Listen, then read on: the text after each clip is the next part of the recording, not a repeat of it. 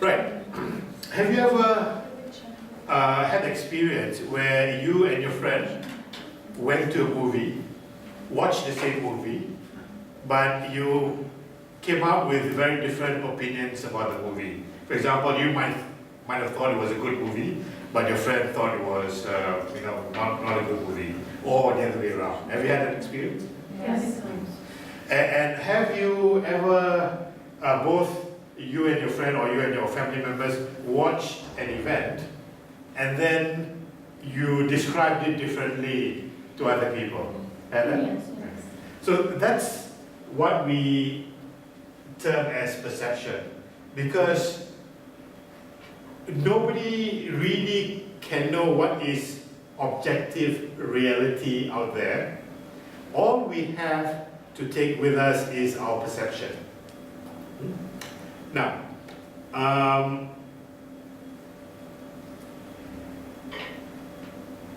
all of us, when we are looking, when you're looking outwards, there's roughly 2 million bits of information coming in. Roughly, this is just an analogy, nobody actually counted it, but basically 2 million bits of information coming in. But your brain filters out and takes in only about 134 bits of information per second. So there's a lot of things out there happening in the environment which are deleted. For example, as you're talking to me, you're probably paying attention to my voice and paying attention to my body gestures. And for a while, you're probably not aware of the flickering of the light or the sound, as you can hear sound now in the room. Now only you can hear the sound. Whereas a couple of seconds ago, you couldn't hear the sound, right? Because what happened? It was filtered out. A lot of things, a lot of information out there is filtered out, and that's necessary because if we pay attention to everything, we will not be able to cope. We'll have a nervous breakdown, and we will not be able to focus. And I think that's why some people, they've got they are termed or labeled as attention deficit disorder or ADD, simply because they cannot focus on one thing. Their focus is jumping from one thing to another. So perception is a process by which individuals organize and interpret their sensory impressions in order to give meaning to the environment. And people's behavior is based on the perception of what reality is, not on reality itself. The world as it perceived is the world that is behaviorally important. So, what he's saying here is that first of all, they choose to filter out what they perceive as not important, and they only allow to go in that 134 bits of information. So, your filters are different from your filters and so on. So each of your perceptions should be slightly different from the person sitting next to you. And then, most importantly, because of what you perceive in your mind, each person's behavior will be slightly different. And the person's behavior will be based on what they perceive in their minds. So a person's, and the world as it is perceived is the world that is behaviorally important. In other words, people behave according to what they perceive and not what is real, because ultimately we do not know what is real. It's all a question of perception. So for example, people who enroll in this course, for example, maybe they perceive that this is an interesting course, they can benefit from that, and then they perceive or they anticipate that they will enjoy this course. And whereas people who choose not to enroll in this course, or even in this university, is perhaps they have a perception that maybe it's too difficult, or it is not useful or irrelevant. That's why they choose not to enroll in this university. So it's all about perception. There's Nobody knows what reality is. It's all about perception. Okay. What are the factors that influence perception?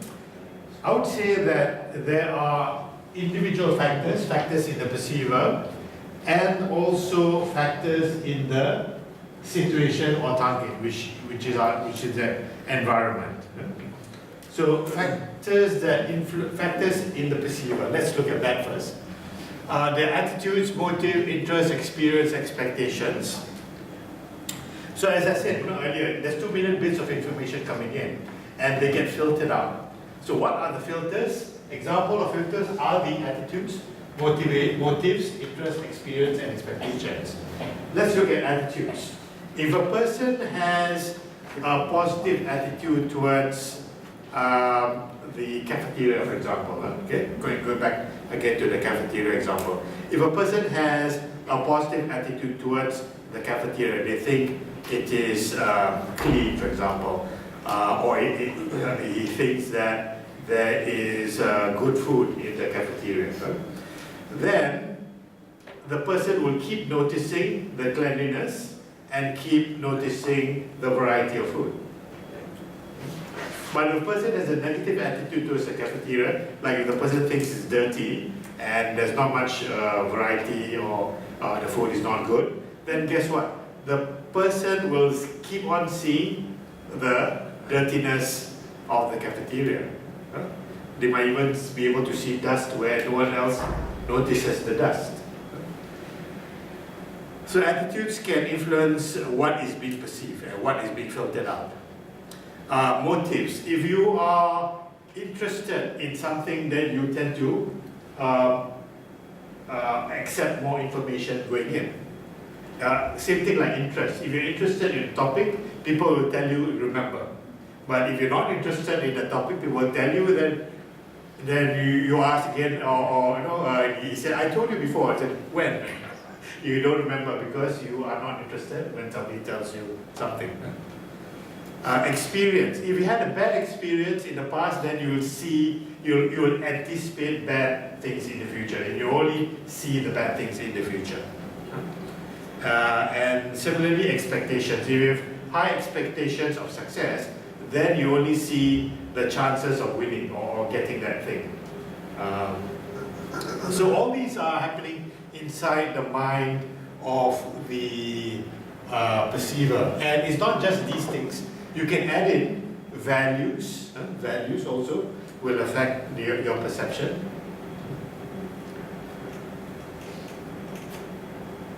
Personality can also affect your perception.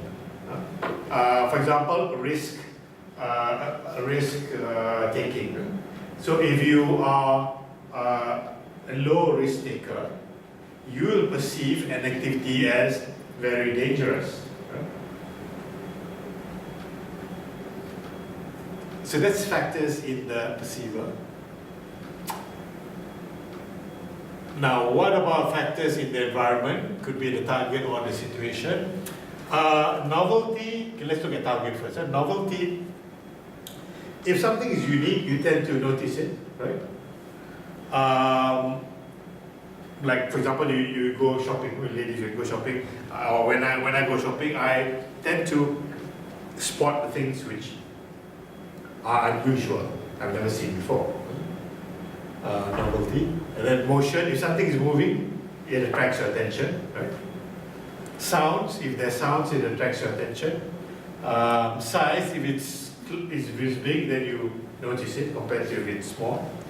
Background, again, if the background is different from the object, then you tend to notice it more. Is it, the word is camouflage, is it well camouflaged, or is it against a different background so it's more striking? Proximity, if it's close to you, you will notice it compared to if it's far away. And similarity, if it's if the item is similar to what you've seen before, then you probably would notice it. But if the item is very similar to the surrounding, then you might not notice it. So it depends on what we mean by similarity. Now, time, work setting, and social setting. Time setting. Right? So if somebody, if at home, you notice your family member, if at night at home, you notice your family members in the pajamas, then it's fine, right? I mean, nothing extraordinary there. But if you notice your family members in their pajamas at 2 o'clock in the afternoon, you might think something's wrong. It attracts your attention. Similarly, work setting and social setting. If somebody turns up at work in their pajamas, you'll notice it, right? And if somebody is in a picnic by the beach, but in a suit and tie, you'll also notice it, right? Because it's unusual. Anything which is unusual, novelty, you will notice it. Right? So these are the factors that affect your perception. Okay, now your perception. Now this one is, we're going on to the problems or the potential problems when one is using perception at work, at the workplace. So we look at this word attribution theory here. Attribution theory, when individuals observe behavior, they attempt to determine whether it is internally or externally caused. So let me give you an example. When somebody, say if somebody were to walk in the class right now and it's what, 8:20, so when a student walks into the class at 8:20, all of us probably will be looking at that person, and probably something is going on in our minds, right? We are probably asking ourselves, why is that person late? So we could make one of two guesses. One, internally caused, that person, internally means that person is not disciplined, that person is not motivated. That's internally caused. Or you could say that it is externally caused, meaning that maybe the boss asked him to stay back at work, so that's why he couldn't leave. Or there was a very bad traffic jam, that's why he couldn't come in on time. That's externally caused. So something goes on in your mind, you tend to attribute, that means you tend to assign or give causes. And the causes could be internal or external. And that's what you do. And you could be right or you could be wrong. But that's what people do anyway. This one is very complicated, so I'll skip this. one. You can delete this part. It's quite complicated and not so useful, I would say. So I delete that the brown box on the slide. So let's look at some specific examples of the errors and biases in attributions. So what are like I said, people use perceptions at work, and these can have potential problems in the form of errors and biases. So let's look at the first one. Fundamental attribution error, the tendency to underestimate the influence of external factors and overestimate the influence of internal factors when making judgments about the behavior of others. Triple underline the word others. Underline 3 times the word others, right? Because that's important. When judging other people, so let's give an example again. Somebody walking in at 8:20. So you're making a judgment about other people. The fundamental attribution error means if somebody walks in at 8:20, one would say that, oh, that person came in because that person is lazy and not disciplined. I don't think there's a traffic jam. I don't think the boss asked him or her to stay back late to work. I think that person is just lazy. So that's what's happening here. The tendency to underestimate the influence of external factors and overestimate the influence of internal factors.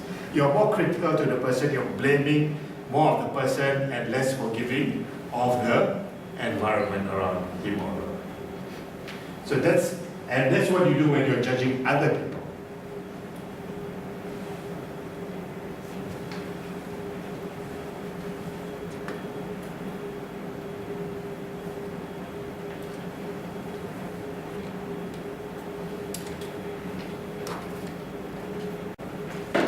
Now the next one is when you are talking about yourself,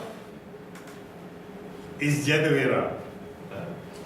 The self-serving bias, the tendency for individuals to attribute their own success to internal factors while putting the blame for failures on external factors.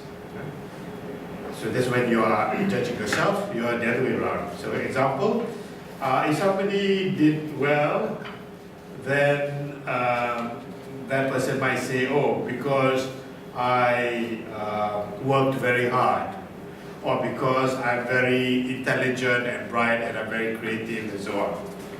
But when they do not succeed, when they do not perform as well, then they tend to blame the external. Let's say like my boss is very harsh, my supervisor is very harsh, the job was too difficult, there was too much distractions, it was too hot, it was too cold, whatever. Okay.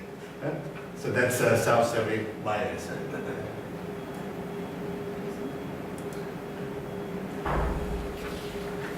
The next one is selective perception, and is about perception.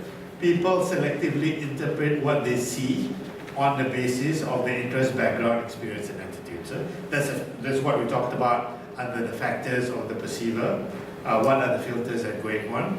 So a person would lead or filter out things which are inconsistent with their beliefs or their interest or background experience. So for example, if a person has a bad experience, maybe a bad experience with a certain form of transportation, then they will only see the bad things about that form of transportation, whether it's a taxi, whether it's a plane, or whether it's a particular airline, they will only see bad things.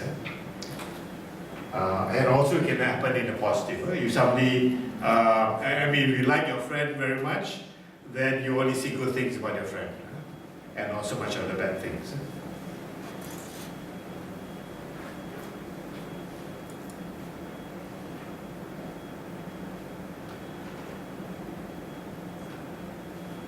Halo effect. It's something quite similar but slightly different. Halo effect, drawing a general impression about an individual on the basis of a single characteristic.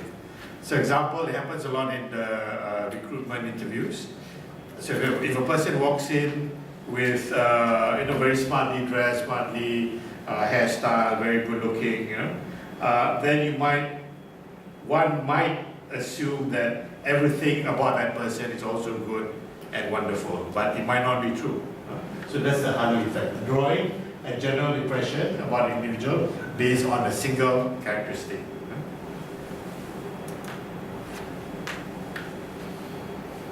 Now another one is contrast effects. Evaluation of a person's characteristics that are affected by comparisons with other people recently encountered or who rank higher or lower on the same characteristics. We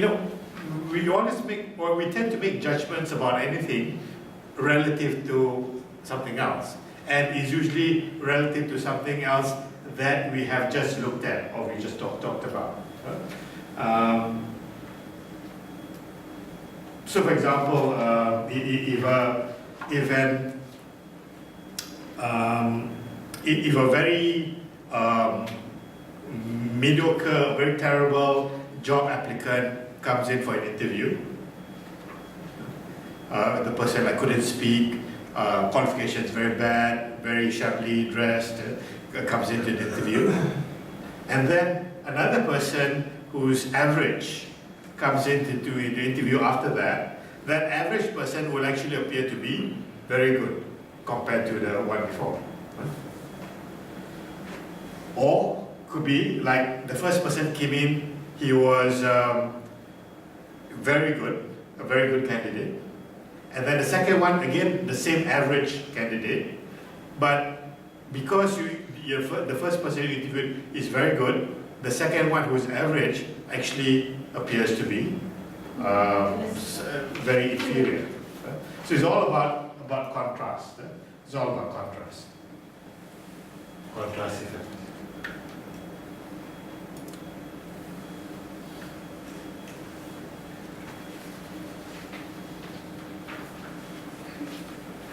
Okay, next one is frequently used shortcuts in judging others. And this is still also the problems, with perception, or the potential problems arising out of perception. So you can write at the top, it's still a continuing list. It's still a continuing list of the potential problems when one is using perception at work. And this more specifically is like a shortcut in judging others. Projection, attributing one's own characteristic to other people. This is where, for example, an honest person will see other people as honest. A dishonest person will see other people as dishonest. Like a con man will see other people as con man. A thief will see other people as thief, and say that's why I'm allowed to steal, because every one of us are thieves. So that's projection. A person who's very negative tends to see other people as negative as well. So that's projection.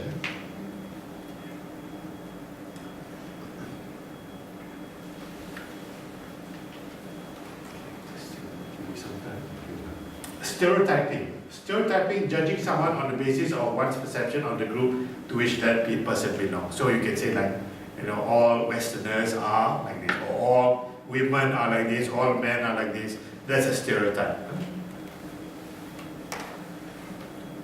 Stereotype, why do people do stereotyping? Is because, remember the perception is about organizing information. So the brain does this in order to simplify the world that is being perceived. Because if you start making distinctions and you don't categorize, then your world will be unmanageable.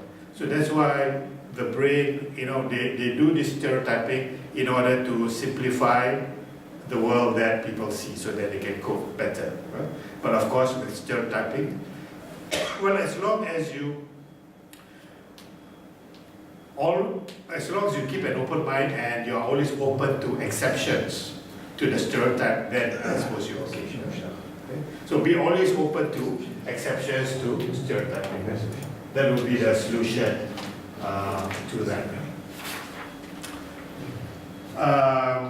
So in specific applications in organizations, where does perception could play a role or could affect processes at work? So for example, the employment interview.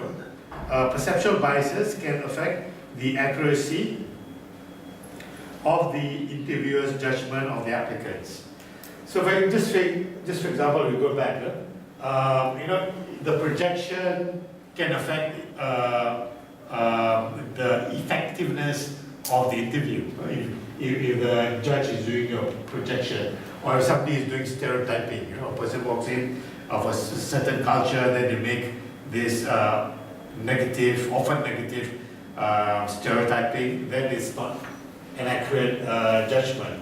Halo effect, contrast effects, all these happen at the interview perception and then selective perception. In research, they've shown that in a typical interview lasting between 30 to 40 minutes, the decision to accept or reject the applicant is done in the first 5 minutes of the interview. And the rest of the interview is just to confirm the decision. And also what is probably happening is that there's selective perception going on. If the decision is to reject, then the judges will see all the negative and only listening for the negative. Whereas if it's positive, then they're listening for the positive. So it's important to know about the kinds of perceptual biases and errors and how they can affect the workplace. And the best one is employment interview. Also, in terms of the performance appraisal, which is done annually on existing staff, that again can affect the performance evaluations. They can affect the evaluation. And employee effort assessment of individual effort is subjective and is subject to perceptual distortion and bias. I've skipped this one. I'll come back to this now because I think this is a bit different from all the others. So let me explain what is the self-fulfilling prophecy or Pygmalion effect. The lower or higher performance of employees reflects preconceived leader expectations about employee capabilities. What it's trying to say here is that if you expect a high level of performance from your subordinates, they will have a high level of performance. If you expect a low level of performance among your subordinates, then they will exhibit a low level of performance. There was a research done research done on teachers with their students, and this was at school, not at university. But there was one research where the teacher was told in one class that you've got very intellectually challenged students, that means not very intelligent students. And guess what? At the end of the year, students' grades were quite low. And then the following year, they told the teacher, okay, this time you're lucky, you got very bright students. And at the end of that year, the grades overall went up. And what that research suggests that if you expect higher performance in other people, they will show that higher performance. If you have if you expect low performance of people, that's what they will show. And I think applying it to the family, I think is a good idea to expect and say good things about your children. Expect them to do well and give them encouragement, and then they will perform as best as they can. Whereas if you tell them that no, you're not intelligent, some parents they say, oh, you're not intelligent as that other person, and then the problem is that person will also lower their performance to fit in with your expectations, and that's quite sad. You shouldn't do that to your children. Okay.